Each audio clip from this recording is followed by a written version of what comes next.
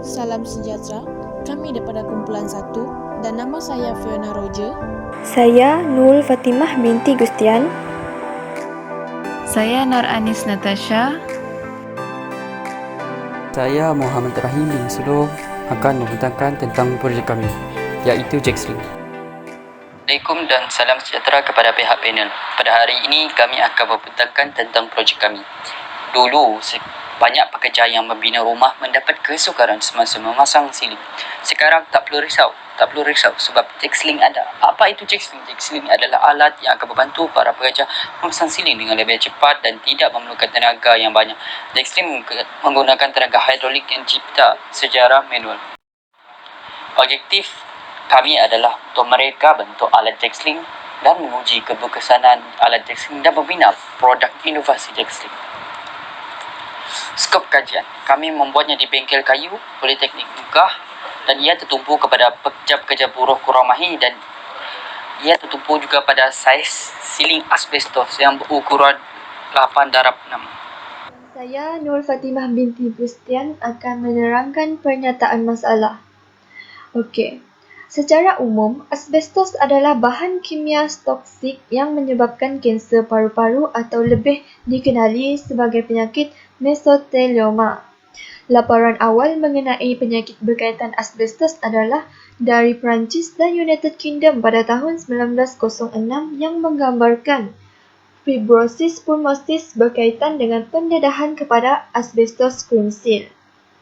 Pada tahun 1927, istilah asbestosis digunakan untuk kali pertama dalam bahasa Inggeris untuk memberi gambaran tentang penyakit ini dan serat asbes bersalut yang hadir di paru-paru adalah disebut sebagai badan asbestos. Assalamualaikum. Nama saya Nur Anis Natasha binti Tani dan saya akan menerangkan tentang kepentingan kajian. Kajian ini diharapkan dapat memberikan satu gambaran yang sebenar tentang alat inovasi JEXLINK bagi membantu tenaga buruh di luar sana. Hasil produk ini juga akan memberikan gambaran untuk pekerja buruh maupun masyarakat di luar sana yang menghadapi masalah untuk memasang siling. Dengan hasil kajian ini, tenaga buruh juga dapat dikurangkan secara tidak langsung peratus pekerja buruh maupun masyarakat terdedah dengan debu siling, terutamanya debu asbestos, dapat dikurangkan.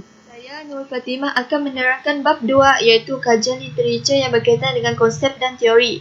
Pertama, latar belakang asbestos. Asbestos mempunyai banyak sifat yang menjadikannya berharga dari segi komersial kerana ketahanannya terhadap api, haba, elektrik dan bahan kimia. Asbestos boleh menyebabkan masalah kesihatan yang serius jika banyak dihidu. Pada tahun 1999, UK telah mengharamkan asbestos disebabkan peningkatan jumlah penyakit yang berkaitan dengan paru-paru bagi seseorang yang terdedah dengan debu asbestos tersebut. Pada masa ini juga, lebih daripada 50 negara telah melarang penggunaan asbestos di negara mereka, tetapi masih digunakan di negara seperti India, China dan Indonesia. Seterusnya, jenis-jenis mineral asbestos. Istilah asbestos merujuk kepada 6 mineral unik. Semua jenis asbestos sangat toksik dan boleh menyebabkan penyakit mesotelioma. Jenis-jenis asbestos adalah 3 jenis asbestos utama adalah asbestos putih, amosit dan krokidolite. Seterusnya, asbestos kecil, anthopyrite asbestos, tremolite dan actinolite. Seterusnya, saya Anis dan saya akan menerangkan jenis-jenis siling. Siling merupakan sebahagian daripada rumah yang penting. Pada zaman sekarang, fashion dan reka bentuk siling telah banyak berkembang sehingga fungsinya juga menambah estetika rumah dengan motif dan juga warna. Siling mempunyai pelbagai material yang berbeza-beza dan mempunyai kelebihan dan kekurangan tersendiri. Terdapat banyak jenis siling, antaranya ialah siling plywood, gypsum, asbestos, PVC dan member zinc. Untuk projek JEXLINK kami hanya memfokuskan kepada siling yang ringan dan berukuran 8x6 sahaja seperti siling plywood, asbestos dan PVC. Untuk jenis-jenis kayu, kayu merupakan bahan semula jadi yang unik kerana mempunyai sel-sel lain daripada yang lain berbanding bahan binaan seperti konkrit dan keluli. Kayu juga mempunyai nilai ketepatan, kelembapan dan ruang udara yang berbeza dengan bahan binaan yang lain. Untuk projek Jexlink ini, kami menggunakan kayu melunak kerana kayu jenis ini merupakan kayu keras ringan dan ia senang diperolehi. Saya Fiona Roger dan rakan saya Muhammad Rahim akan membentangkan bab 3 iaitu metodologi. Metodologi merupakan suatu perancangan rapi bagi perjalanan projek semester akhir yang bertujuan bagi melicinkan lagi perjalanan projek.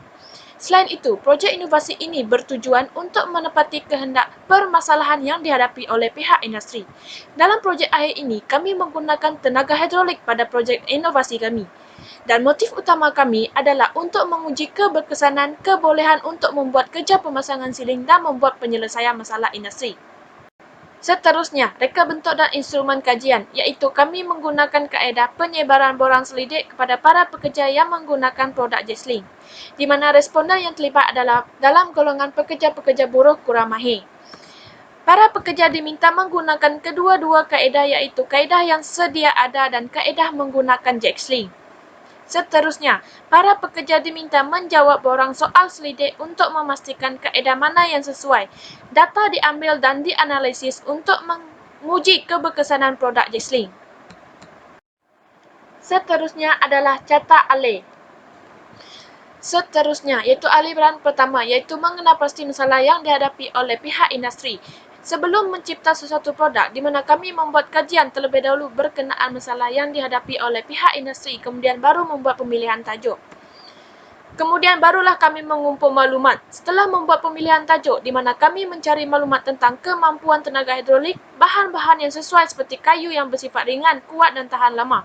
Melakar lukisan projek, di mana kami membuat lakaran projek berdasarkan reka bentuk yang sesuai menggunakan AutoCAD. Membuat proses pembuatan dan penyiapan projek. Setelah selesai membuat lakaran, di mana kami akan menyiapkan projek sepenuhnya. Setelah siap, kami akan membuat proses pengujian terhadap projek. Sekiranya ia berjaya, kami akan terus menguji keberkesanan projek tersebut terhadap orang luar.